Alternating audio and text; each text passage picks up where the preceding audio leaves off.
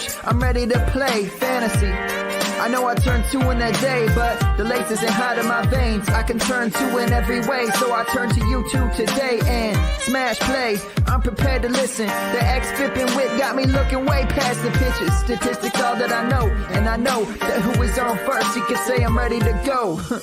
I ain't trying to steal second or third, cause I wanna win first. How am I to put all of these numbers to words? I know the terms from A to Z, it's like a gift and a curse. I know the difference between a splitter and a curve, but if I can't put it into points, man, then what's it worth? I need the truth, I need knowledge. Found this podcast with all of it, but what they call it? Turn 2, what it do? Win leagues, catch out. Peace.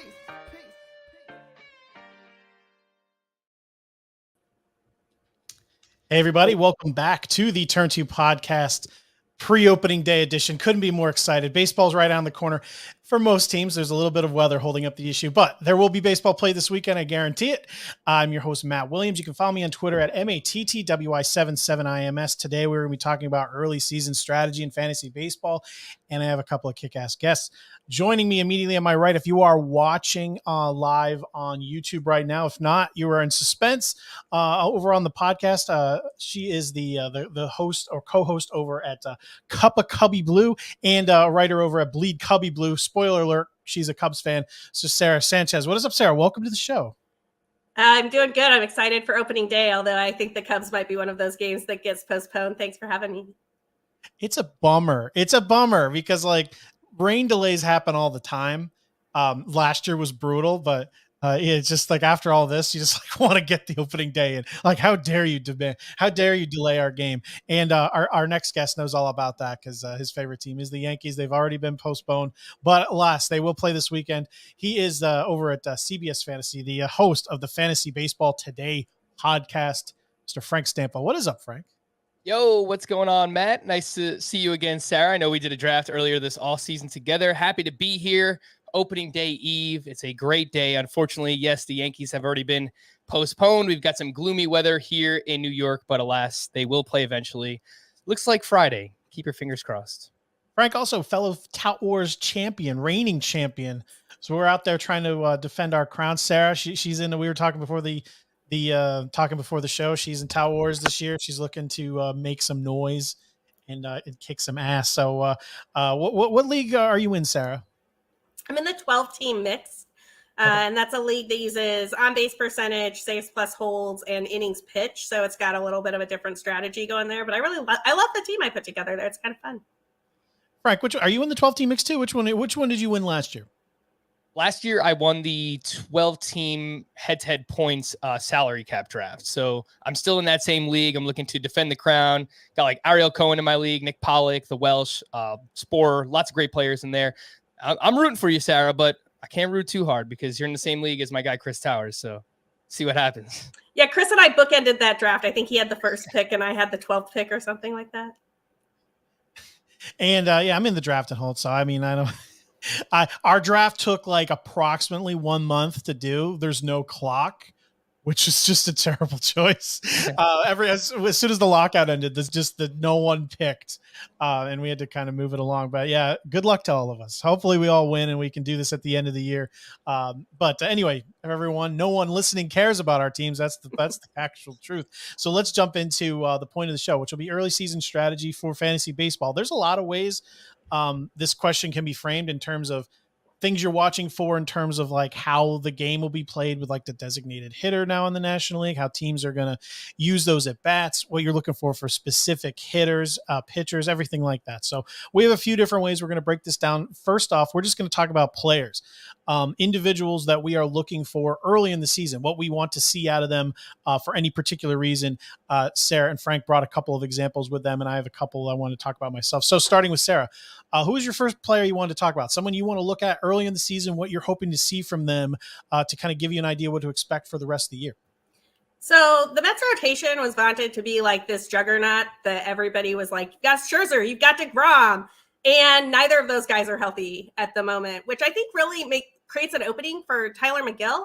With Taijuan Walker getting pulled from his last start, with some knee issues. I think that Tyler Mcgill stepped up last year, and he showed that he can hold down a rotation spot. That could be a nice potential add if he wasn't already picked up in your leagues. But he's a guy that I want to see what he can do, and I want to see specifically if he can keep the Mets competitive while they wait to get Scherzer and DeGrom and that, big top two back and ready. I love Tyler Mcgill as a Mets fan. Scherzer, it looks like he's ready to go. He's slated to pitch game 2 of the season right now. Chris Bassett looks as advertised. Taijuan Walker slowed down the last half of the year. He has knee issues. He left his last start. Who knows? So Tyler Mcgill will be huge. Lumbering 6'7" gentleman, velocity up in spring training, across that nice threshold. You always talk about like the jump between 94, 95, 96. He's kind of overtaken that in spring training. If he can keep that up, it could be big. I had Nick Pollock on the show not too long ago. He had kind of brought out the comp of his ceiling of this big guy who just has this nice fastball that he can pinpoint, and just even if he can work on his changeup and breaking ball a little bit so they can just be, league average or a little better, he thinks there's a chance like a Brandon Woodruff type step forward. This, what he's capable of. That's obviously a big name. Not something you should necessarily expect in fantasy, but Frank, what are your thoughts on Tyler Mcgill? Because he's been a popular sleeper. People weren't assured of his playing time, but if you know the Mets and the names in the rotation, you were pretty sure that he was going to get an opportunity at some point, and boom, he's the opening day starter. Yeah, so towards the end of draft season, I was gobbling him up everywhere. So I had my main event draft last Friday, and we had the news earlier that day that Jacob deGrom was going to miss at least the first month of the season. So right then, the light switch goes off, and I'm like, yes, I'm drafting Tyler Mcgill tonight. I'm in. So I love to hear the comp on Brandon Woodruff. The slider and changeup had a 31% or better whiff rate last season on each of those pitches. You mentioned the fastball. He throws mid-90s. His K- walk rate, 19% last year. You love to see that. He's got to cut down the home runs. That was a huge issue for Tyler Mcgill last year, but I kind of feel like the pieces are there. He just now needs to put everything together. So definitely interested in Tyler Mcgill. Was drafting him late in a bunch of drafts. And if you play in a 10 or 12 teamer, he still might be on the waiver wire, as Sarah mentioned. So definitely a name I would be looking to scoop up if he's available. And the best thing is some of his flaws. He struggled like after 2 times through the lineup, and career high in innings. He would jump from A-ball last year, so he's interesting, very very interesting. Frank, who is your first player? So we're talking about Tyler Mcgill. These are players that we are very interested in seeing how they start off the season. So Frank, who's your first player? So I'm going to stay in New York as well here, but first I'm sorry, man, I'm going to change things up a little bit because you got me thinking when you first started about just like general things that we're looking at early in the season. Yep. And I do really want to pay attention to if we could take anything away from the baseball that they're using, because we really haven't gotten any indication. Last year, we know that they were mixing some of the older balls in, the bouncy balls, and these dead-end baseballs. So the first month, I really want to look at home run rates in general, BABIP, and see how that compares to years past. So I think that's something. And prospects, there's so many fun prospects being drafted right now, and guys that we're excited about: Bobby Witt Jr., Julio Rodriguez, Bryson Stott, all making the team. Everywhere but Pittsburgh, right? Yeah, right. Last year was a very inconsistent season for prospects, and I think that makes sense coming off the shortened 2020 where there was no minor league season. So those are 2 things just in general that I wanted to hit at the top here, and I'll be paying close attention to early on. The sad thing is with the baseballs is you still don't know. You can travel. I mean, who knows? Doesn't it look like the end of last year? It looked like where there was reports that Darvish was like given a pre-tack ball that they were using in Japan that MLB was going to use. Like, why didn't they just decide on something?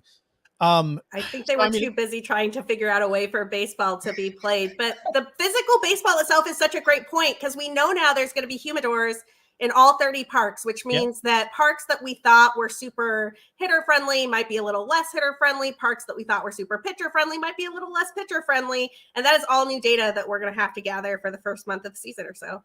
That's actually a point that a lot of people like DM me, because I keep my DMs open to talk baseball with people.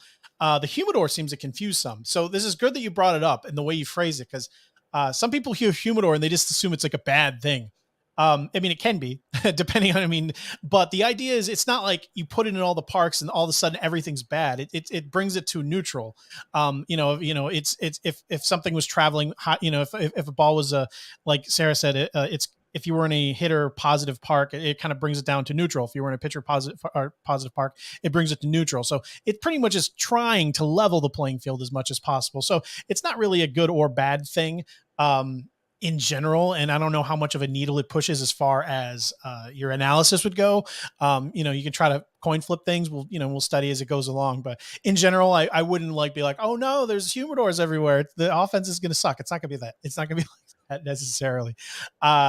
Frank, did you want to go on to your first player? Or was that your did you replace one of your points with this? Did you hate one of your other points? No. I got the point here. I'm sorry for derailing the show, but I really did just want to get that off my chest. You got the wheels kind of turning once you started talking earlier. So I want to talk about Aroldis Chapman. So where is the control early in the season? The first 2 months last year, he had a 39.7% K- walk rate. And in the final 4 months, which just so happens to coincide with the sticky substance crackdown, his K- walk rate dropped to 17.6%. So 39% to 17%. That is a huge, huge jump. His walks per nine was over 7 during that time.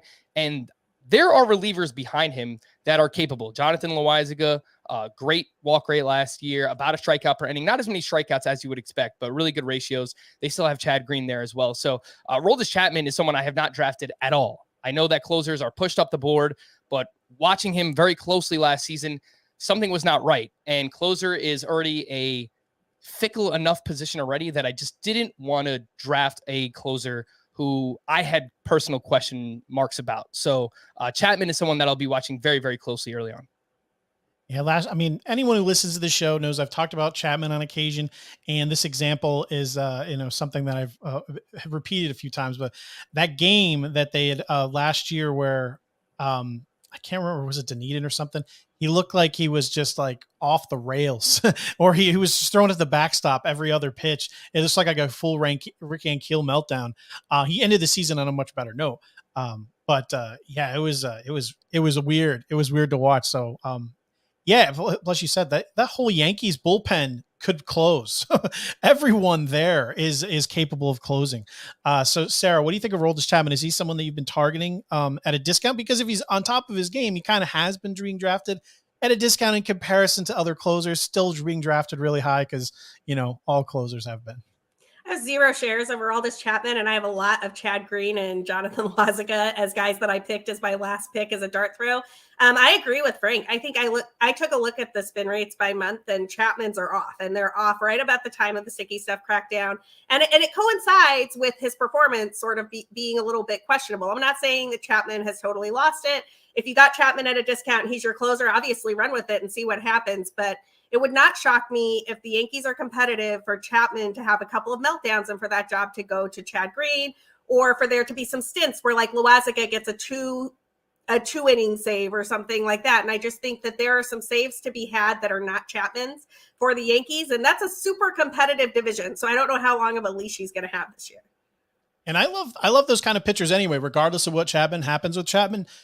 The way that teams are using bullpens nowadays, the less innings that starters are being thrown. Chad Green, especially Loaisiga, look at how many wins and saves they had last year, especially wins. Kyle McHugh types, Brett Suter. There's so many guys like that out there that are going to give you innings and lower your ratios and give you, pad some strikeouts and give you some saves and wins. They're worth using, I think, in a lot of formats over mediocre closer or mediocre starters. I think that is something I did last year that really helped me. And it's something that is worthwhile doing this year because to pick up these guys that could have an opportunity for saves. And even if they don't, they can help you kind of regardless. So that's Aroldis Chapman. And the one sad thing, as I said, he ended the season on a positive note. There was those reports that people were starting to game the system. This was from the umpires towards the end of the year. Immediately, everyone jumped down Garrett Cole's throat because sadly, he's just the guy that people are going to jump down. It's unfortunate for him. He's just the poster boy, and it's just the way of the world. But you got to think if you were worried about Aroldis Chapman, you kind of think that way too. So, if you did invest in Mr. Chapman, it may be best to try to maybe get yourself a backup plan in shallower leagues. It wouldn't be the worst idea to try to pick up one of those setup guys on the Yankees. So moving along with players we want to talk about, or at least watch early. Akil Baddoo is my guy. That is a nice lineup they have there in Detroit. Even with the sad news of Riley Green going down, Akil Baddoo is due to lead off, and he looks like every day. There was a big struggle for him versus lefties last year, which led a lot of people to believe there could be a platoon situation this year, which there certainly could be still. But but he has immense potential. He's one of my bold predictions was he goes 25-25. Last year against left-handers, 214 with 0 home runs. He batted 273 with 14 home runs versus righties. He went deep twice in spring training versus lefties, which spring training, who gives a crap, right? But in this particular instance, yes, I do care. It still is a lefty. He had 0 last year, 2 this time. They look like they're going to go with him possibly every day. Now that Green is out, they did trade for Meadows, but he's a little flawed. They could end up platooning him down the road when Green comes back. And I don't want that to eat into Badu's at bats. There's a chance it eats into Miguel Cabrera's at bats. And that's what I want to see, at least as a Badu person. So I want to see beginning of the year how Badu does against lefties. And if he can stick in that lineup, the second he looks competent for like 2 weeks straight, anywhere I don't have him, I'm going to be like overly trying to get him in my, get him over to my team. Even if he's like struggling, maybe he's struggling versus righties. If he looks solid versus lefties, I'll be very excited. Any love for Badu this year, Frank? Because he's a very polarizing guy. You're in or out for the most part, especially at ADP. All right, so I swear I did not make this bold prediction to just one up you, Matt, and maybe I saw it somewhere on your Twitter feed, and it was like in the back of my mind subconsciously. But I revealed this the other day on FBT, and I said that Akil Baddoo goes 30-30 this year. So yes, we're in the same boat. Yeah, like I'm all over Akil Baddoo. You look at the Statcast metrics for him: 82nd percentile in max exit velocity, 91st percentile in sprint speed. The raw tools are there. Like he's going to hit for power. He's going to hit for speed. He's going to run. But I think that if he's competent against lefties and he gets that playing time, then we really could see big home run and stolen base totals for him. So I'm right there with you, man. I wish I had more shares. I didn't wind up drafting enough Akil Baddoo, and I'm kind of sad about it. I mean, this lineup: Grossman, Baez, Meadows, Miggy, Candyman, Shoop, Torkelson. It's a good lineup. And Barnhart, not to leave you out, buddy. But yeah, it could be good. Sarah, you're with us or against us? We planted our flag here with Akil Baddoo. I love this Tigers team so much. I don't know that I'm in on Akil Baddoo 30-30, but I am in on Akil Baddoo as a breakout candidate for 2022. I think that this Tigers team is sneaky good. I think they have an outstanding manager over there who is going to keep everything together. I mean, I sort of love this idea that they've brought up the young guys, right? Like Spencer Torkelson is going to get to play. Like they've done the whole, like, there's no doubt in his mind he's going to have running room. They did the whole, like, Miguel Cabrera hands him his glove type of thing. I think they've got remarkable chemistry over there. And I think that my love for Akil Baddoo, and yeah, I totally agree. Like the max EV is great. The sprint speed is great, but I think those counting stats, like he's going to have a lot of runs. He's going to be at the top of a lineup that is going to get turned over a lot. It's going to be super excited. And I'm going to be watching a lot of Tigers baseball this spring and summer. Where do you guys land before we move off the Tigers and move on to everyone's second player? And we're talking about Akil Baddoo right now, but in the Tigers in general, it's a very exciting lineup. I love the additions they made. Like Sarah said, they had a great manager who kind of made them a playoff team, borderline talent-wise in the second half last year. They bring in Javier Baez. The immediate thing from the fantasy community is like, oh no, that is a terrible spot from a fantasy perspective. Comerica, not known for being a great hitter's park. If you're pulling the ball down the lines, it's actually not too bad. But Baez kind of loves to live in the gaps. So that's not necessarily the greatest. I mean, the defense is phenomenal for a young staff. They bring in Barnhart, fantastic for a young staff.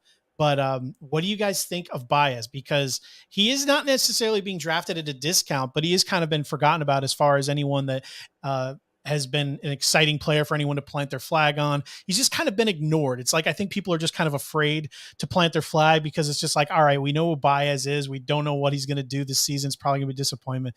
So, I mean, Frank, what do you think of Baez? Do you think that end of season spark he had with the Mets was just an outlier? Or do you think that maybe that they're not giving everyone's not giving Baez enough credit?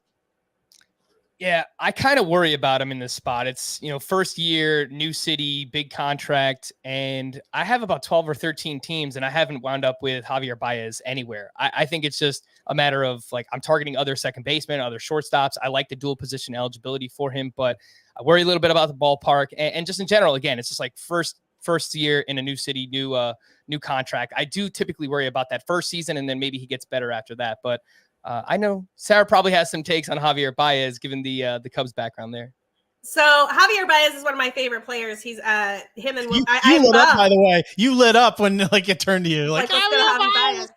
Yeah, let's talk about some Javi Baez. My favorite note about Javi Baez when he signed with the Tigers was actually a comment that he made in an interview. And Javi he's a student of the game. Like, he spends a lot of time thinking about how he plays. A really thoughtful player. He's a person who, if you hear him talk about the way he approaches the game, you would kind of be stunned, because I think a lot of people sort of throw him in the like, oh, he's flashy, he's like out there and he's just big and bold and he's not thinking about stuff. He's very instinctual on the field, but when you talk to him about the game, he's putting a ton of thought into it. And the note that caught my eye was that he was so excited to go work with Miguel Cabrera, because he wanted to learn how to have a better plate approach, how to strike out less, how to see if he could take some walks. And honestly, if Javier Baez is really going to try to walk on occasion, I mean, I used to do this thing on my Twitter where I would be like, the rare unintentional base on balls from Javier Baez, because he just doesn't walk hardly at all. But if he adds some patience to his game and keeps that max EV, which is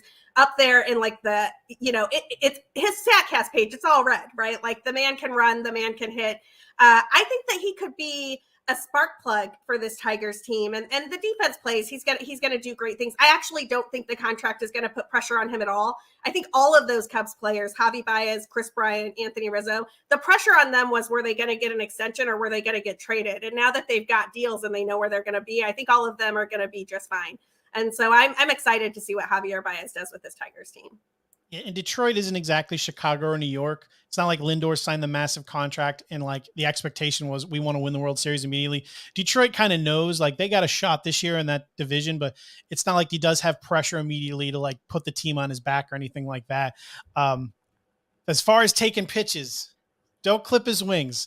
He's a free swinger, and that's part of his genius. Just let him do his thing. I think I would hate to in 2020, the Cubs, when they weren't allowed to do the video, they kind of gave instructions to the entire team to take more pitches. And I think that's kind of what caused Javier Baez to have such a brutal year. They were making this guy who already, like has a swing and miss problem, and they had him taking strikes to start at bats. Don't do it. Miguel Cabrera is smart. You listen to him over me, obviously, but I prefer he just kind of keeps his free swinging ways personally. So yeah, that's Javier Baez. We're talking about Kill Badu. That was our first round of players that we want to watch going into this season. Sara, who is your second player of who you want to take a look at closely going into this year?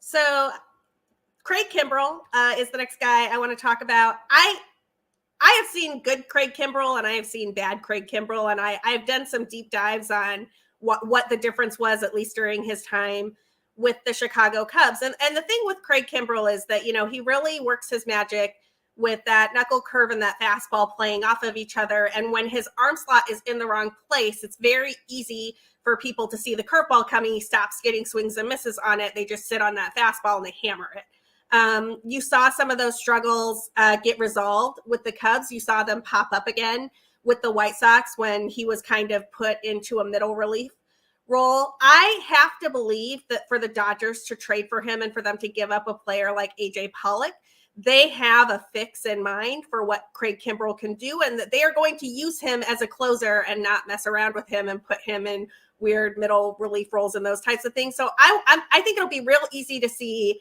with the first couple of Kimbrell appearances, is he getting swing and misses on that curveball?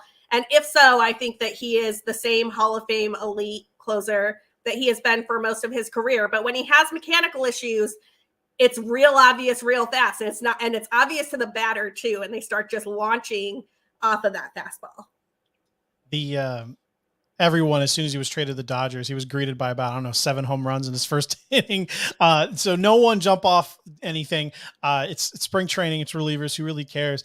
What do you think, Frank, of this? And especially pitchers, closers that are different in the 9th inning, because Kimbrell is certainly one of them. Edwin Diaz is another. Buster Olney of ESPN put out this tweet that got like a lot of run, showing his first half with the Cubs versus his second half with the White Sox. And I just said that I think that's incredibly unfair. What you need to do is Craig Kimbrell in the 9th versus Craig Kimbrell in the 8th. And that is a much more accurate representation of, I think, what you expect, because I don't know what it is. It's the adrenaline or what it is, but some pitchers are just completely different when they're not in the 9th inning. Yeah, I know. It sounds like we're making excuses for Craig Kimbrell, but I do think he's a borderline Hall of Fame closer. And now you take him out of the ninth inning when he was with the Cubs and he was dominant. He was arguably the best reliever in baseball the first half of the season. And now he's setting up for Liam Hendricks. I mean, it's got to affect him mentally somehow. Like, I don't know exactly, but it definitely has to affect him. So I think that played into a big part of it last season. He gave up a ton of home runs in his time with the White Sox, 1.96 home run per 9. So he's got to get that under control. But yeah, you just kind of blindly trust the Los Angeles Dodgers here that they're going to figure this out. It was a mixed spring for Craig Kimbrell. He allowed 8 runs in his first 2 outings. And then his final appearance on Tuesday, a clean inning, 2 strikeouts. He looked like Craig Kimbrell. He looked awesome there. So I kind of think he's in that same tier as Aroldis Chapman, just from a fantasy perspective, where he's now back to being a top 10 closer. I have some question marks about him, but if he's on, he's probably going to be amazing for fantasy purposes. So I would actually still prefer him over Aroldis Chapman. Maybe that's just because how scared I am of Chapman. But yeah, I think the Dodgers will figure Craig Kimbrell out, and I think he'll be dominant once again. And like Sarah said, the Dodgers picked him up. They know they're smart. They wouldn't have acquired him if they didn't have a plan here and they thought he could take that role. They had a very talented bullpen. Even with Kenley leaving, they had one of the best bullpens in baseball with no closer. They refused to name one. They said they'd go by committee. Boom, Kimbrell comes over. They immediately name him closer. He's the guy. The thing here is also with closers. I mean, you see how high Mark Melancon gets drafted in some drafts. It's just having a job is a big deal. Imagine the name. I mentioned this in another show. Imagine the name was just taken off the jersey, and in a draft, you were just able to take guaranteed closer of Dodgers. You don't even know who it is. It could be anyone. How high do you draft him? He's going to have 70 save opportunities, probably. I mean, it's going to be insanity how many, just the chances he could get. So, I mean, that in itself is pretty amazing. So I think people maybe need to maybe not overanalyze this as much. So that's Craig Kimbrell, Sarah's second player to watch during the first month or so. Frank, who is your second player? Yeah, it's Sean Manaea, another one who I've drafted a ton this offseason. And last year, the surface level numbers weren't great, but the underlying numbers, 3.62 Sierra, his 20.3% K- walk rate, both of those ranked 16th among qualified starting pitchers, better than Walker Buehler, better than Joe Musgrove, better than Max Fried. A big reason for this was his velocity. 92.2 miles per hour on the fastball last season. That was right around 90 in 2020. It was below 90 in 2019. And I didn't see any Statcast velocity readings for Sean Manaea this spring, just based on the parks that he was pitching in. But I read an article that said he was sitting in the upper 80s, early 90s in like his first or second start. So that's not great. I want to watch early on in the season to see where the velo is for him, because if it's up, then I think that we could potentially get this breakout season for him. Another thing I want to watch is, now that he's with the Padres, do they change the pitch mix up a little bit? Because I think that he has a strong secondaries with the changeup and the curveball. He throws a sinker 60% of the time. And it's typically, for any pitcher, you don't want them to use their sinker that much. So last season we saw Joe Musgrove go to the Padres and they increased his secondary pitch usage, all of his breaking pitches, and he had that breakout season that we were waiting for years. So if the Padres can do something similar with Sean Manaea, then I do think that we can get this true breakout season where, it's a mid-3s ERA, strong whip, over a strikeout per inning on a pretty good team with the San Diego Padres. And if all that happens, maybe it's a top 20 starting pitcher season for Manaea. So I have lots of shares. Those are the things I'll be watching. Yeah, I mean, the velocity is definitely everything from Manaea. I love him. He was one of my early guys early in the offseason. One of the early comps I did that gave me some hate, because those Giants fans are very, very passionate out there. It was more of a plus towards Manaea, though, where I said, why, after the year he had, a completely healthy year where he got better as it went along, is he being drafted as such a discount because of his injury history after a healthy year where Logan Webb is being drafted so early? Sean Manaea kind of peripherally was on par with him, who actually missed extensive time. Again, this is Logan Webb. He missed extensive time this just past season with shoulder problems. So this isn't more of a dig at Webb. It's more of a just Manaea was going too late. Most drafts are over now. If you are still in one, he's certainly someone that I'm a fan of. Sarah, how do you land on Sean Manaea? You two hit on two of the things that I'm watching for with Sean Manaea, and I like Sean Manaea a lot. I think that he is going to San Diego, a great pitcher's park. It's a good landing spot for him. I agree with Frank that I'm curious to see what the pitch mix looks like, because I think that there is a lot of potential for the Padres to move that around a little bit and get to another level with Sean Manaea. But the most important thing for the Padres with Sean Manaea, in my opinion, is the number of innings he's going to throw. If he goes out there and throws 175 innings for the Padres, like he did last year with the A's, that is absolutely going to be worth it for the San Diego Padres. They need innings out of him. And they've had some rotation injury issues last year that really put them back in a super tough division. So I'm really looking to see if Sean Manaea can stay healthy and if he can give the Padres those innings. The one thing to watch out for, this isn't early. You won't know this. Early, everyone's innings are going to be kind of clipped, but over a full season, the Padres, we know they have injury concerns. Once they are healthy, if ever healthy at the same time, Clevenger coming off his surgery, Snell has had elbow issues in the past. Manaea has had shoulder issues in the past. Musgrove wore down with his innings last year. They could easily go to a 6-man rotation, which for them would be probably great for fantasy, not ideal. But if it keeps everyone healthy, in the end, that would be ideal. So that's something to watch for, probably from a couple teams, maybe this year, maybe even going forward. Something I always said, like, you can always get the hybrid 6-man rotation, which I haven't seen yet, or maybe you keep a couple of your studs on a normal rotation, but the other guys, you kind of like skip starts here and there and keep like a couple of people on a normal rotation. So we'll see. And that was Sean Manaea. That was Frank's second player to watch for early on. My second one, well, homer pick here, because I'm naturally going to be watching this team anyway, Francisco Lindor. And I want to tie him to Starling Marte because the thing I'm watching is kind of tied to Buck Showalter, and that is how much the Mets are going to run. Francisco Lindor actually came out and said that the team was going to be looking to be more aggressive on the base paths this year, which is great news for Starling Marte because we weren't sure how that would tie into him. We saw him steal quite a few bags even after being sidelined early with an oblique.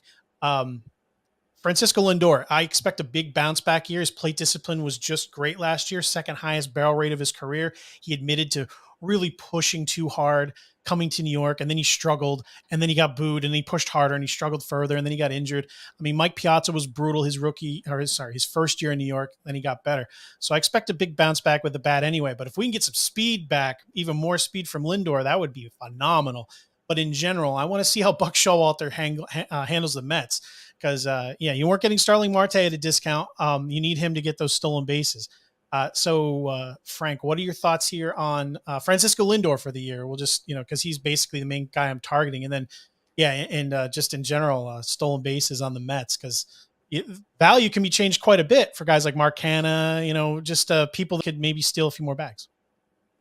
I love it. I'm in on Francisco Lindor. I mean, Matt, if you want, we could just go through my entire main event team. And I feel like we talked about all the players already, but Francisco Lindor, I pulled him up the draft board in that draft. I was picking 14th out of 15 teams, and I took him with the second pick of round 4. And I'm expecting a big bounce back. He kind of showed us something in September last year. He hit 257, 9 homers, an 895 OPS.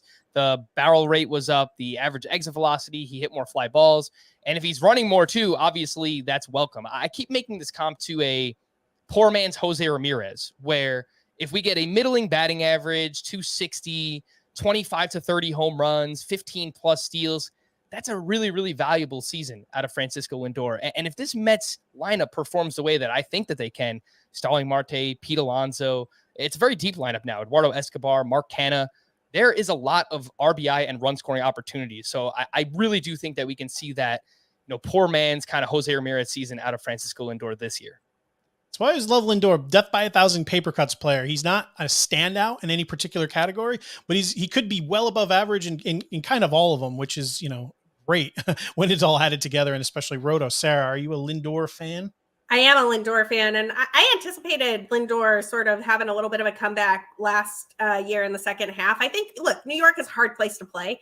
He's not used to that type of pressure. There was the whole raccoon debacle thing that happened with him out there. It was, they had the whole booing, thumbs down thing. All of that was nonsense that got into his head a little bit, and it showed on the field. And I think that Francisco Lindor in the second half had a WRC plus of 118. In the first half, it was 97. I think that he kind of got a little bit more comfortable there as the season went on. He is still a guy who can go 20-20. He is still an elite defender. I think Francisco Lindor is going to have a bounce back for the Mets, and I'm excited for it. I'm all in on Francisco Lindor.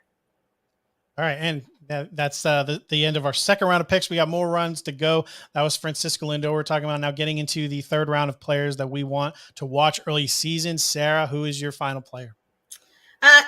So I'm keeping an eye on Clint Frazier. Going to go a little bit closer to home here with the Chicago Cubs. Clint Frazier is still a guy who was drafted in the first round, and he struggled a lot with the Yankees. He never really found his place in that outfield. He dealt with concussion issues, and it wasn't entirely clear, like to me at the time, whether those were concussion issues, how they were being communicated to the Yankee staff. But it sounds like he got a lot of media pressure for them. He fits in really nicely on a Cubs team that doesn't have a lot of pressure on it, where a guy like him could very easily hit his way into an everyday playing time position super easily. He looked awesome this spring. The ball was really just jumping off of his bat every time he made contact. And there is a very clear path for Clint Frazier to become the Cubs' everyday left fielder if he wants to take it, right? Like there's a lot of guys out there trying to prove it right now. You've got Ian Happ, you've got Clint Frazier, you've got Rafael Ortega and Michael Hermosillo splitting some time in center field. Seiya Suzuki is kind of locked down right field. And then Jason Hayward,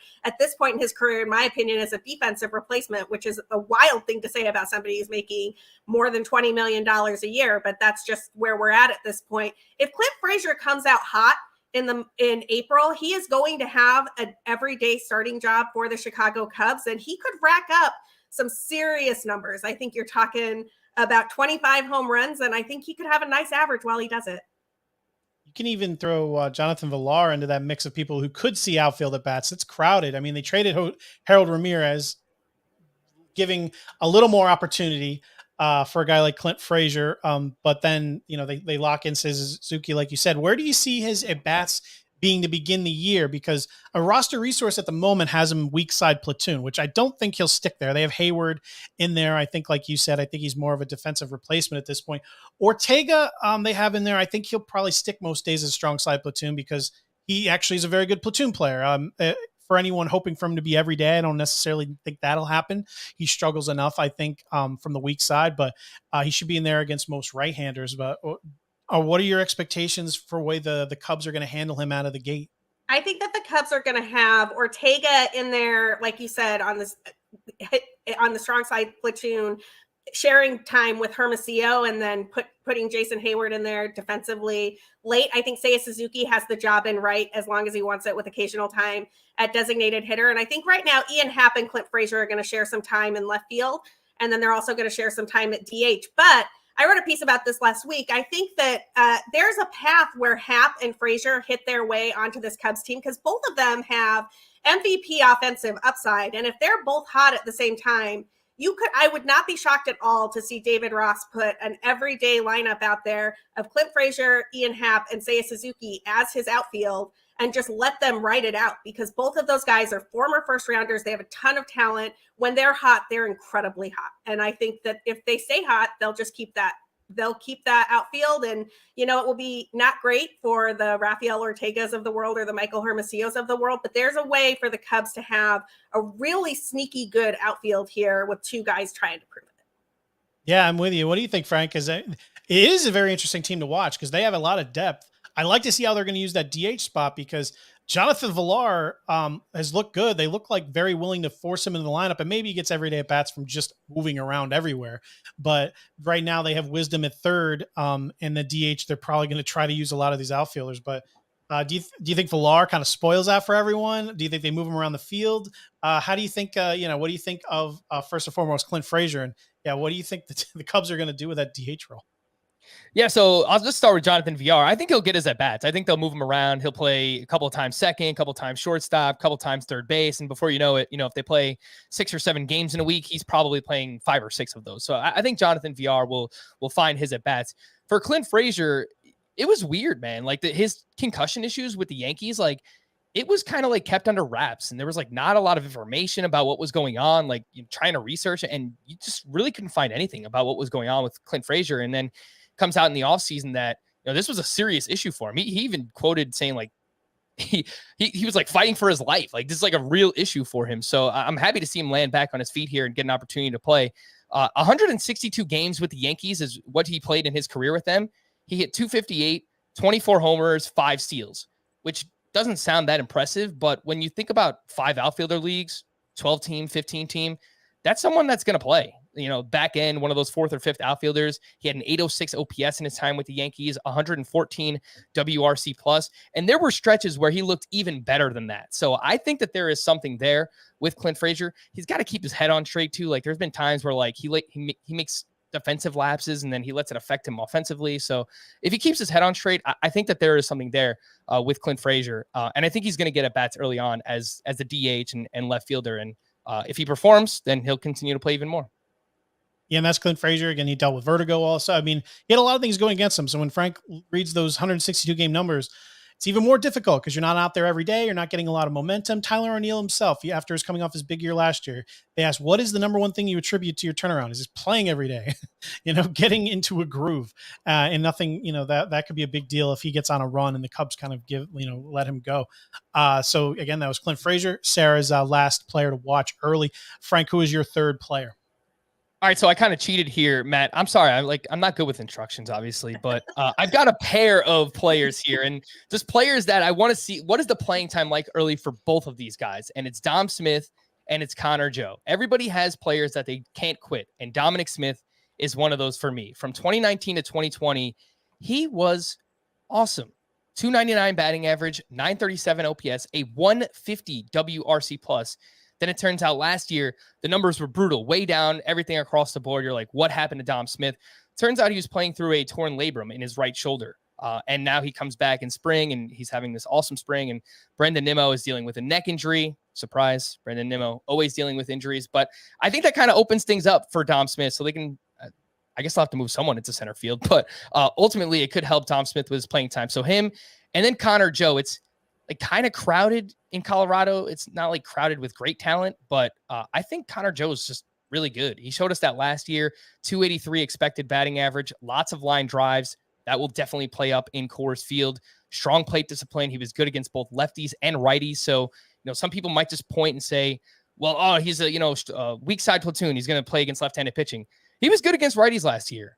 So if he's playing every single day for the Colorado Rockies, that is a valuable player. Dom Smith, Connor Joe, watching the playing time. Connor Joe, I did my Behind the Numbers article I did last year towards the end of the year. I was looking at just hitters after the June 21st deadline. See how everyone performed after the sticky stuff was remedied. And I looked at all the plate discipline metrics, batted ball quality, barrels, blasts, everything. And it just raises to certain thresholds where I was trying to weed everyone out. And basically like 90% of the list was elite players. Connor Joe was on it though. I mean, he really did. I mean, everything you were looking for in a good hitter, he did, for most of the last 2/3 of the season. So yes, I'd love to see him get an opportunity. Dom, I love. The dude is like one of the coolest guys in baseball. You cannot root against him. He said his goal for this year was at 300 with 30 home runs.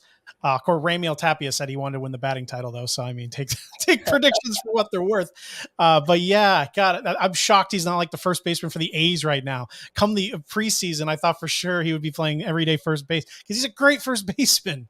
And Pete Alonso doesn't want to DH. Not to take anything from Pete, he has strides. He has become actually above average defensively after starting out very much not that way. But Dom, he needs to play every day. Hopefully he plays mostly DH. Robinson Cano has been an issue. He's actually had a decent spring too. So yeah, I'd love to see them use him.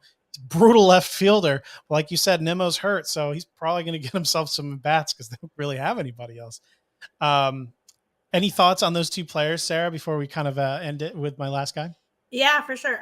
Dom Smith is somebody I always keep an eye on. I always find myself drafting late because I love the bat. I think that the bat is awesome. And it, like Frank said, he was dealing with some injury issues. And I think the hit tool with Dom Smith is real. The thing that really jumps out to me with Dom Smith and the reason we're talking about him right now, when you look at the projections for him, the question is just playing time. Like the numbers are going to be there, the skills are going to be there, but the projections have him all over the place.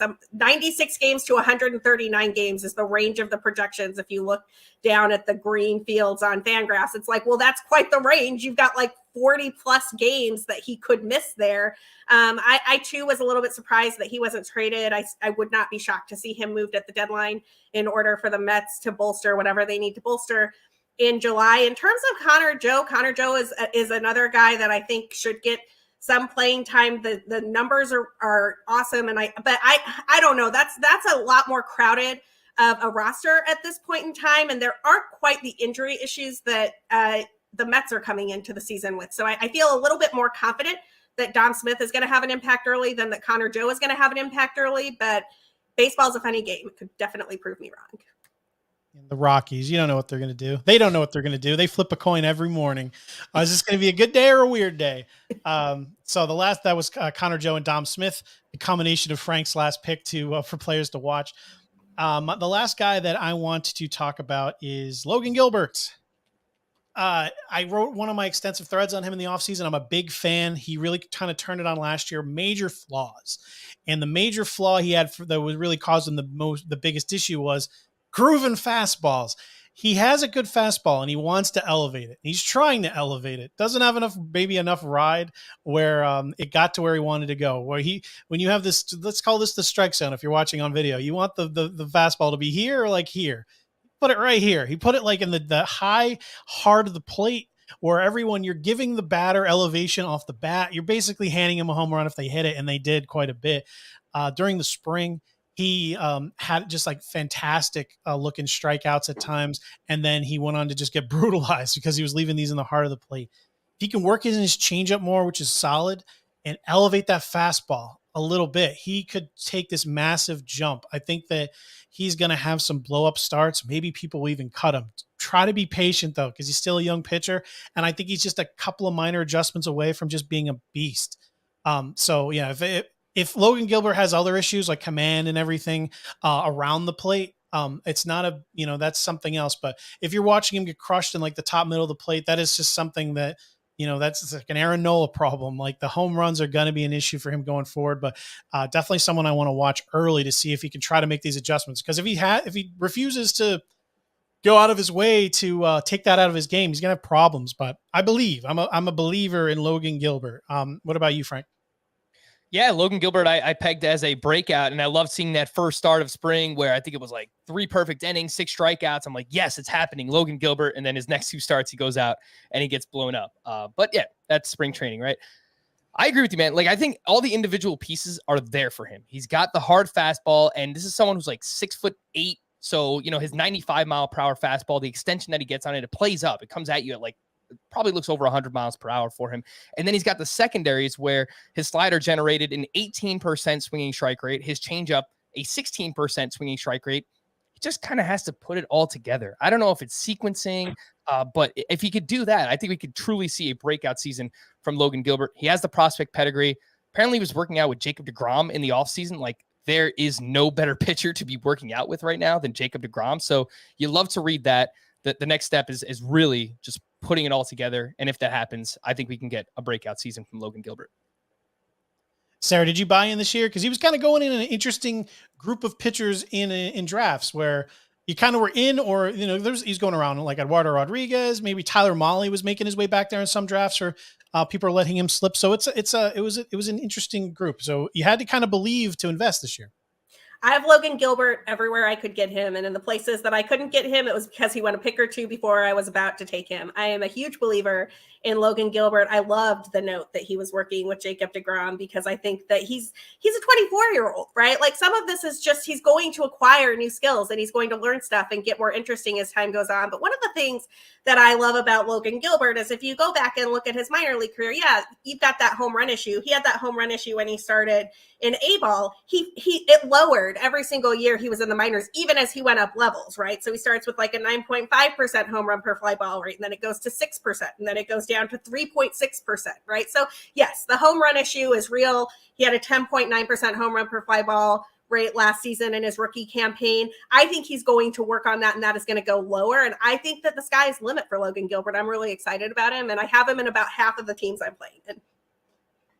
We're agreeing on like almost every player, which is not the best thing for podcasts, but we're giving you good reasons. We're all giving you different ones, audience. So again, these are things to watch for. We're confused, even though we're excited for some of these too. So yeah, these are some interesting things to watch for. That's Logan Gilbert. Right now we're going to go in a little more, even more of a question mark. Each of us have a player lined up where We want to see what they're doing, and we want them to prove to us why we should keep them. Like, let's say you are rostered them and you want to see something out of the gate, or they'll be one of your first cut. And I'll just lead off with mine is Yusei Kikuchi. Everyone was kind of excited. He seemed like a very popular pick for teams to want, fans to want off of the free agent market, because after the big names, he was kind of the most intriguing guy left. He's a lefty. The Blue Jays ended up bringing him in. Rob Silver said it best on Twitter. He had cited statistics where when he was throwing like 96 and above, Cy Young candidate, 94 and below, minor leagues. And he's very inconsistent. I don't know if it's he just needs the extra rest, coming from Japan. Maybe just, he needs to be on that, get that extra day if it's a mechanical thing, but he's very inconsistent in his velocity. And if he doesn't keep it up, and he can't try to keep it up consistently, throughout the season, you're going to have to give him some leash in the beginning as everyone builds up. But I think I'll be quick to jump ship this year, because we saw how good he can be and how horrible he can be. And he's not a guy you can wheel out every time. And he's not a guy you can play matchups with, because you don't know when the velocity will be there or not. Either the velo's there or it's not. And if it's not, I'm moving away. What were your, how do you feel about Kikuchi this year, Sarah? Because he is a interesting guy. I am not in on Kikuchi, and I just the two pitches he throws the most get hammered, and that scares me, which is always something that is a little bit of a red flag. So he throws his fastball and his cutter each about 35% of the time. So 70% of the time, that's the pitch that's coming in. The expected WOBA against those pitches, according to Statcast, is 362 and 426. Like that is not good. Well, it's good for the hitters. It's not good for Kikuchi. I think that I'm out on Kikuchi. That's not somebody that I have any shares of, but if I did have a share by any chance, he's somebody that he would be on the list of, I'm ready to drop him if things go awry. What do you think, Frank? I mean, his off speed and break, and I mean, his slider and his changeup are like beast pitches. There's no problem there. It's basically, I mean, even his fastball has an over 30% whiff rate, but he does, kind of lives and dies by his cutter and his four seam. So where do you land on Yusei Kikuchi? I have no shares. I haven't drafted him all off season. And you look at his season last year, first half versus second half, it's basically Dr. Jekyll and Mr. Hyde. He was an all-star by the time we got to, midsummer. And then after that, he was someone not even worth rostering. So basically what you were saying, Matt, I don't know if it's directly tied to his velocity. Maybe it was better early in the season, not so great in the second half. But you kind of give the Blue Jays and Pete Walker, their pitching coach, the benefit of the doubt, right? Because you can squint here and you can see, all right, well, he's gone through stretches where Kikuchi has looked really good, and they just did something similar with Robbie Ray. It's not necessarily the same thing, but like you can squint and you can see like, all right, maybe they can squeeze all the value they can out of Yusei Kikuchi. So I think he's definitely someone to pay attention to early. Me personally, I just haven't drafted him. There were always pitchers going around where he was that I was just more intrigued in.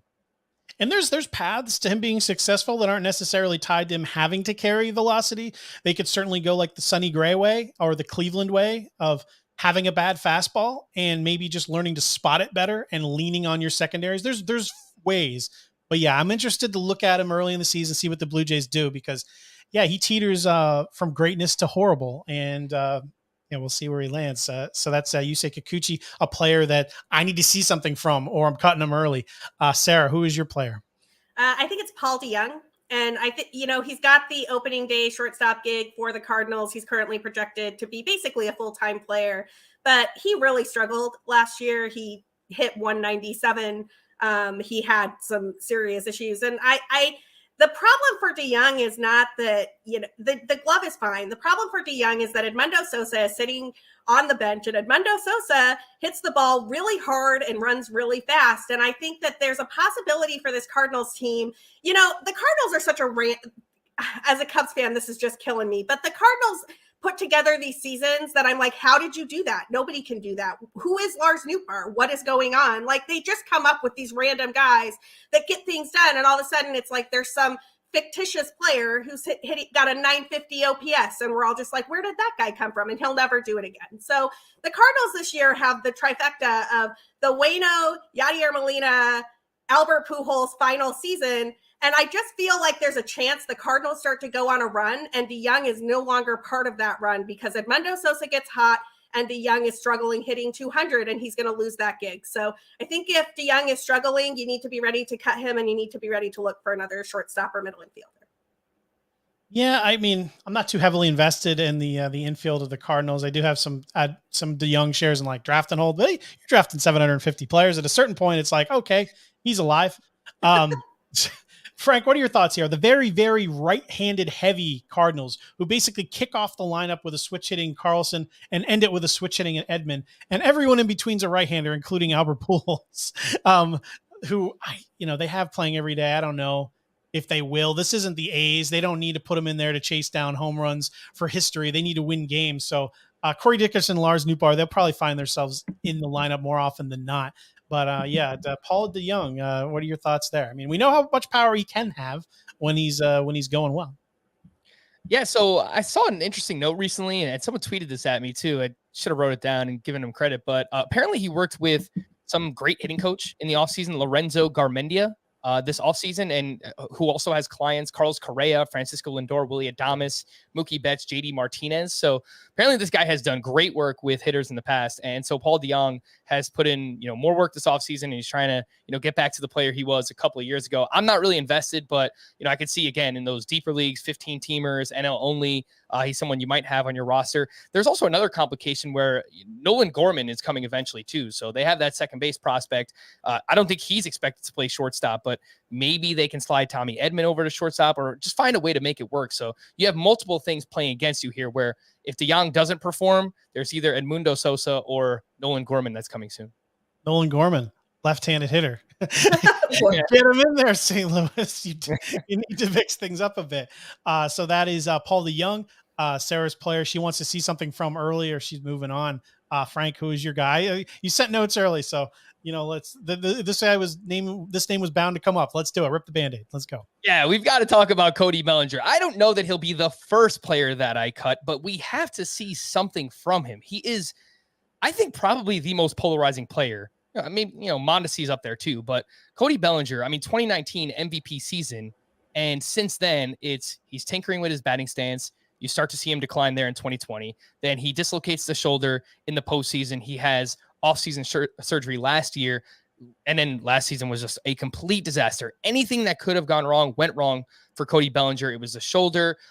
He had multiple other injuries. I believe it was something with his ankle, or I think it was like a fractured tibia or fibula or something like that. And then he was dealing with a rib injury. So he was on the IL off and on all season, continuing to tinker with his batting stance. Strikeouts were just a massive issue.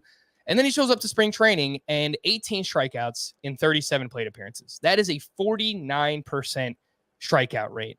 You see the quotes from Dave Roberts, like, Bellinger has finally settled on a batting stance. Like, it's one thing after another right now. We're doing content back in February and stuff. And Bellinger was the player I loved then because we didn't have any spring training yet. We had nothing to work off of it. I'm like, hey, we're getting a former MVP around pick 100. That's where you should take your shot.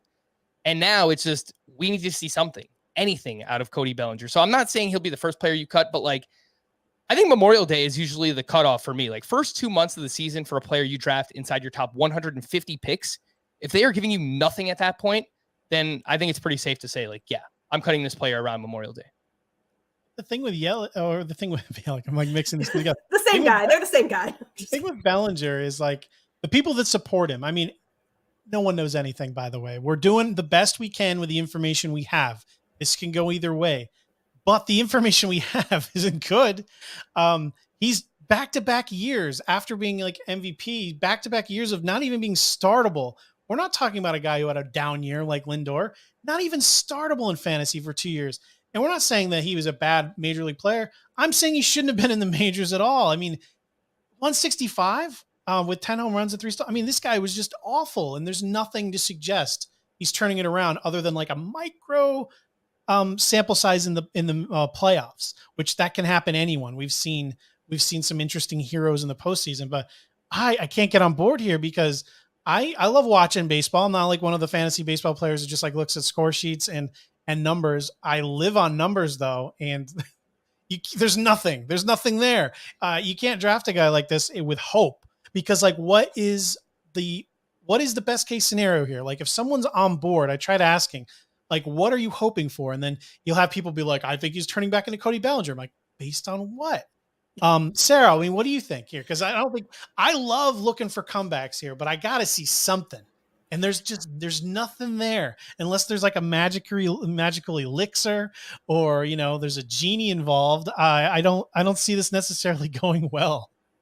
Matt, I know you want there to be some controversy on the show, but I can't do it for Cody Bellinger. I have 0 shares. I didn't draft him anywhere. I didn't draft Yelich anywhere either, for that matter. I think they're very similar stories of like former MVP who's been dealing with some lingering injury issues that have totally sapped whatever made them an MVP candidate before. And until I see something new, I'm not in, even at the discounted price that they both went for this draft season. I think in the case of Cody Bellinger, the never-ending swing tinkering, I wish he would just take a look at some video from 2019 and go back to what he was doing that was working then and just like let it go.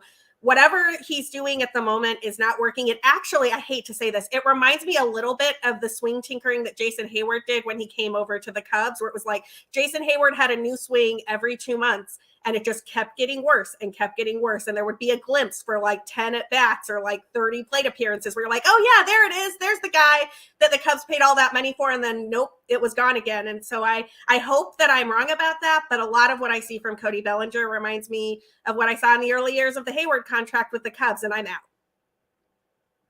Again, just going back, I don't mean to beat this with a horse. A lot of people, he's been a guy that a lot of people have talked about in main events, NFBC main events. I'll just use that because it's a big enough sample size and they're all recent. Cody Bellinger was being taken, if I can even find him here, about pick 128 with a min of 89. I'm throwing out a random pitcher here, a random hitter, because you're probably going to put Bellinger in your outfield. Hunter Renfroe going at pick 182.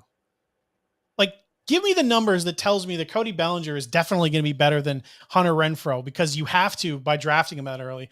But the thing is, you can't even give me numbers that suggest he's even be anywhere close as good as Hunter Renfroe. I love Hunter Renfroe, by the way, which is why I brought him up. Very good value late in drafts, but here we are. Cody Bellinger, gross. I mean, good luck to you. You seem like a great guy and an interesting guy to talk to. So I wish you nothing but the best, but the Dodgers are here to win. And I don't think you're going to have the leash you did last year. They have a lot of interesting, talented players there they can replace you with very quickly. So yeah, I agree. Definitely got to watch early. So that'll lead us to towards the end of the show. We run a little bit late, but we're going to end it with some award predictions, which are always fun. We'll kind of cruise through these a little bit. Not too much explanation needed. This first round, these are not hot takes. These are purely who we think are going to win these awards in the league. And we'll just kind of go round robin style and let the audience think who we think is going to take away the hardware, starting with the American League MVP award. Sara, who do you have winning the American League MVP? I think Vladito is going to win the Triple Crown, win the MVP, and lead the Blue Jays to the postseason. It's going to be awesome. Can't go wrong with Vlad. Frank, who you got? Yeah, so I have Luis Robert. He stays healthy. He puts it all together. 30-plus homers, 20-plus steals. We saw him cut down the strikeouts last year. Batting average was way up. Leads the White Sox to another division title, one of the best records in baseball. I've got Luis Robert. Yeah, can't go wrong with Luis Robert either. Fantastic offense, going to score a million runs. I got Yordan Alvarez. Think he get 50 home runs. I think that he is the next Miguel Cabrera. I think that he has that in him. So I think he could come as early as this season. Love me some Yordan Alvarez. National League MVP. Who do you have, Sara? Trey Turner. I think Trey Turner put it all together last year, and it was so pretty. He's hitting the ball to all fields. He's stealing bags, and he's going to do it for an LA Dodgers team that is going to be in the mix all year long. And I think it's Trey Turner MVP season. We'll get to it, are like ridiculous hot takes later. Someone in my thread earlier on Twitter put that Trey Turner scores 160 runs, which, ain't going to happen. But if anyone could, it's probably like him or like George Springer. Frank, who you got in National League MVP? Yes, I'm going to remain consistent here. Francisco Lindor. I think he bounces back in a major way after a disappointing first season with the Mets. Batting average bounces back, 30-plus homers, maybe 20 steals. Obviously, really strong defense. Mets win the NL East, and as a result, Lindor is their best player. Well, I don't got to add anything much because my pick is Francisco Lindor. Ditto. Now, going over the American League, again, for the Cy Young Awards, Sara, who do you have winning the hardware? I think it's Lucas Giolito. I think he's going to lead the White Sox. The White Sox rotation took a big hit with losing Lynn for a little bit, and I think Lucas Giolito is going to step up, and that's going to be your AL Cy Young, and I'm excited for it. I think Lucas Giolito is a great guy. You guys are leaving me very little to say. He's my pick as well. I think he leads the American League in strikeouts, gets 250 plus. Frank, who do you got? American League Cy Young. Yeah, I think Justin Verlander. I think he turns back the clocks. I think he looks like himself, puts up elite ratios, 250 plus strikeouts over 180 innings. He just had an awesome spring. Velocity looks fine. I just think he's Justin Verlander. He certainly looked good very early on. I can't basically a 2-year layoff. He's looked good. National League Cy Young. Sarah, who do you got? I got Brandon Woodruff. I think sometimes he gets a little bit outshone by the fact that he plays with Corbin Burns, but I think Woodruff's going to kick it up to another level this season, and I think he's going to lead. The Brewers are the class of the NL Central. I don't think that anybody is going to challenge them for that division, and they are one of the teams that has not yet won a World Series. So it'll be interesting to see if Brandon Woodruff and his excellent season can lead them to it, but I think he's the Cy Young. I've seen some people try to like poo-poo Woodruff a little bit because of the DH coming to the National League. And I disagree. He's starting against the Cubs, the Reds, and the Pirates. I think his numbers are going to be just fine. I will say the Reds, for as much as they're trying to hurt their fans' feelings, have not gone one step far enough. Again, last year they tried to break it down and were good. They would have made the playoffs under the new rules. And this year, again, I think they're not going to be that bad. It depends on the rookie pitchers, obviously. But just side note, Reds fans, I mean, you're going to probably not make the playoffs, but you have some exciting players still. Frank, National League Cy Young, who you got? Yeah, I'm with Sarah here. I have Brandon Woodruff as well. I think just going up against the Pirates, the Cubs, the Reds consistently, he won 9 games last year. That was so fluky. I think, if he pitches to the same level he did last season, he could compete to lead baseball in saves. He could get 20 plus wins rather, not saves. So Brandon Woodruff for me. Brandon Woodruff ends the year with 20 wins and 20 saves. He's winning the Cy Young. Mark it down. I have Joe Musgrove. I think that, there's some people that were uneasy about the way he ended the year. His spin rate went nowhere. It actually went up. I think he just wore down because he's not, it's his first year kind of pitching at elite level for a whole season. I think that he'll the Padres need him, and I think he again has a chance to lead the National League in strikeouts. I think he does. So Joe Musgrove is my guy in the National League for Cy Young, and Frank and Sarah both went with Brandon Woodruff. Going to the American League for Rookie of the Year. Is it possible we all have the same pick here? Probably not. There's a lot of interesting guys here. I don't know. I'm going with Spencer Torkelson. I love what the Tigers are putting together out there in Detroit, as I already said. And I think he's going to have a monster year, and I think he's going to have a lot of guys supporting him to do it. And I think AJ Hinch is going to give him running room to get it done. I have FOMO like crazy on not drafting Torkelson, only because of the position he plays. He was just being drafted a little too early for me when there's value late. And I'm so sad I don't have shares because I'm with you. I think he's going to be a monster out of the gate. So Spencer Torkelson, Sarah's Rookie of the Year pick in the American League. Frank, who do you got? American League is loaded too. Like there's so many options to choose from here up at the top, but I'm going with one of the chalk picks. I'm going Julio Rodriguez. I think he could hit 20 plus homers, maybe even compete for 20 steals as well. Awesome defense, exciting team with the Seattle Mariners. But man, I think Witt, Torkelson, even Adley Rutschman are up there as well. So many good options. I have Julio Rodriguez as well. I wrote a whole article on Bobby Witt Jr. for The Athletic, and I like him. But rookies are rookies. He had like a 25-ish% strikeout rate in AAA. Usually that increases in the majors. I think he'll have around a 30% rate this year. I think he'll still be good, especially in fantasy. He could struggle and still be a monster. And I expect him to be good right out of the gate. But Julio Rodriguez is different. One thing that usually goes from the minors to the majors is that plate discipline. And he is just on another level of some of these guys. You can't take anything for granted. Anyone can struggle. Just look at recent examples. But again, even Jared Kelenic, Julio Rodriguez is on a different level in terms of his ability, I think, to transfer over to the majors. I don't think there'll be much of a drop off here. I think the adjustments will be swift and he'll be hitting at the top of the lineup in no time. So yeah, I love me some Julio Rodriguez, but yeah, it's a stacked American League. So let's go over to the National League. Sarah, who do you have winning the National League Rookie of the Year? Going to end this with a homer pick. I think it's Seiya Suzuki, and I am real excited to see what he can do coming over from Japan.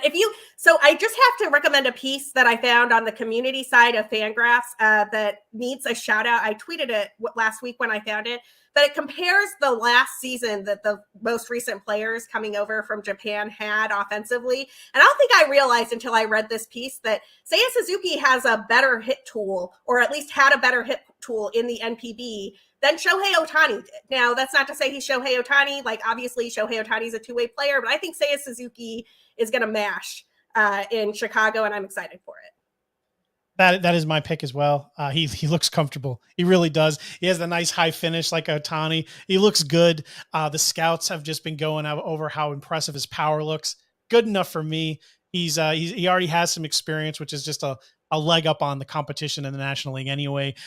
So yeah, Seiya Suzuki is my pick as well. And he's, everyday bats from day one. It's just, it looks good. And the Pirates took away my favorite option. So Frank, who's your pick for National League Rookie of the Year? I'm going with that Pirates option. Oneil Cruz, I think that he'll be up by late April. He'll come up, hit 20 plus homers, 20 plus steals. It sounds like a lot, but you look at his 150 game pace in the minors last season, 37 homers, 41 steals. The power and the speed on this guy is legit. I think he's going to be awesome. I love Oneil Cruz. I live in South Jersey. I'll be traveling out to PNC just to see this guy. Actually, I already talked about that with Sarah. I was going to stop at PNC, and then I was going to go over to Cleveland to get myself a Jose Ramirez bobblehead. I'm getting that Jose Ramirez bobblehead. That is happening. Oneil Cruz, he's like 9 feet tall. It'll be interesting to see how that translates to the majors over a full sample size. We'll see how Major League Pitching tries to combat that, but he could be special. So we're going to end the episode. I again apologize for going a little long here, but some ridiculous hot takes. Let's go with just something just totally off the rails. This is not a hot take. This is not a bold prediction. This is just something that you think could happen, but like is still like obviously a little ludicrous. So let's keep it fun here. Sarah, what do you have prepared for us? I think Kyle Schwarber is going to hit over 45 home runs. That hit tool is real and monster. He's hit 39 before in the big leagues. He's going to Philadelphia, which is a great place to hit. And he gets to keep working with Kevin Long, who is the guy that unlocked the other level for him last year offensively with the Nationals. Kyle Schwarber is going to have just an absolute mashing season and more than 45 home runs. I actually almost said he's going to hit 50. Like, I think the dude is just going to rake. 45. You can't hedge. You got to go 50. You got to go 50. You can't go 45. Sure, let's make it 50. I bet you can win some money in bar bets by saying having people bet on who has more 40 home run years, Rhys Hoskins or Kyle Schwarber. It may blow their mind to know neither of them have one yet. But yeah, he's in Philadelphia. That could be scary. Frank, who do you have? Who's your ludicrous prediction for the year? I do love the call on Kyle Schwarber, by the way. So if any betting people out there, little sprinkle on Kyle Schwarber to lead baseball in home runs, I'm all about it. For me, Lourdes Gurriel finishes as the most valuable hitter on the Blue Jays this season. He surpasses Vlad, he surpasses Bo Bichette, and Teoscar Hernandez. He has to surpass 3 hitters that are going in the first 3 rounds of drafts, but the hit tool is there. He makes a lot of contact. Probably has to tweak the launch angle a little bit to make this happen, put the ball in the air more than he does. But, man, if he does that, I think he can hit 335 home runs and chip in a little bit of speed as well. So it probably looks a lot like the Teoscar Hernandez season that we got just 1 season ago, and then probably baking in some regression from like Vlad and Bo Bichette. You know how hard a prediction that is that even if he turns in that season, there's like still a pretty good chance he's nowhere near the best hitter on the Blue Jays. Right. Blue Jays are too good. Too good. My pick, I've put it out there. This isn't one of the 3 ludicrous ones I put, like Tyler Mcgill has more strikeouts than Verlander. Obviously, that would probably have a lot to do with opportunity and health more than everything, and Mcgill going forward. But Los Angeles Angels, Mike Trout, they've got Jared Walsh, they've got Shohei Ohtani, they've got Anthony Rendon. The player that will lead the Angels in home runs is Joe Adell. That is who leads the Angels in home runs this season. That is my pick. He looked like a beast last year before getting that, like he was turning around before he had that abdominal injury, and he looked very good this spring. And I think he'll be out there every day. Justin Upton has been they bid him adieu, and he's going to be out there every day. I think Joe Adell has himself a monster season. So that does it for the Turn 2 podcast. I am so excited for opening day. Sarah, do you have any final thoughts predictions for a World Series, how you think your Cubs are going to do, and let everyone know where they can follow you and where they should subscribe and all that good stuff. I think the Cubs are probably a 72 to 77 win team. If all this Frazier magic happens and they decide to go in, maybe they sneak into a 500 season. But the Cubs are really setting themselves up for next year. That will be Brennan Davis' season, by the way. Keep an eye on him in the minors. That is a special bat. You can find me at BCB_Sara. You can subscribe to my podcast, Cup of Cubbie Blue, and by searching for Bleed Cubbie Blue, wherever you get your podcasts. And you can find my writing over at Bleed Cubbie Blue. I do most of the stats work over there, a little bit of looking at the standings and those types of things, just analyzing baseball. And I'm thrilled to have the game back so that writing, so that I can get that writing done, because it's a lot of fun. A lot more fun when there's games. Cup of Cubbie Blue. That is so fun to say. I suggest everyone listening just does that. It's just to put a smile on your face. Cup of Cubbie Blue. Sara, before we move on to Frank here, who leads the Cubs in saves? We need to know. So I think that the early saves chances are probably going to David Robertson, but the guy that I've got my eye on is Mcgill Gibbons. I think I watched him just pitch some lights out inning in the spring. And Mikey Ajedo over at Baseball Prospectus had a real nice write-up on Mcgill Gibbons back in November before he was with the Cubs. And the thing that jumped out at me there's a chart that shows like release point and like some vector velocity stuff that is probably a little bit, you have to be one of those like super smart pitching guys to get it. But the takeaway here is important, which is there's three little dots that are kind of outliers there. And those three dots are Paul Sewald, Craig Kimbrell, and Mcgill Gibbons. Gibbons has always pitched in these massive hitter-friendly ballparks. He's been in Baltimore. He's been in Cincinnati. Like, Gibbons with the Cubs, I think, is going to be the guy getting the saves by probably May or June. All right, everybody, you heard it. Frank, you host some podcast no one's ever heard of. Let everyone know where they can find you. So you can find me at Fantasy Baseball Today. We also got a 5-minute podcast, Fantasy Baseball Today in 5. World Series prediction. I've got the Brewers over the White Sox. I think the Brewers are just like the most complete team in baseball right now. And if Christian Yelich even bounces back, remotely close to the player that he was, and I think that they could just like run away with things this upcoming season. So Brewers over White Sox, Fantasy Baseball Today. That's where you can find my work. Man, I was on the Brewers last year. They disappointed me. I had them picked to go to the World Series last year. Man, maybe Keston Hiura has a pulse left. We'll see. I mean, there's a lot of exciting things that could happen in Milwaukee. The rotation is ridiculous. The bullpen is ridiculous. Everyone, thank you for listening to the show. You can follow me on Twitter, METTWI77IMS. Make sure to subscribe to the show on YouTube. Subscribe to the show if you haven't already for wherever you listen to podcasts. And check out my work over The Athletic. So thank you for listening. Next time we will be talking about baseball games, like ones that actually occurred, and that could be more exciting. So we'll catch you next week. See you, everybody.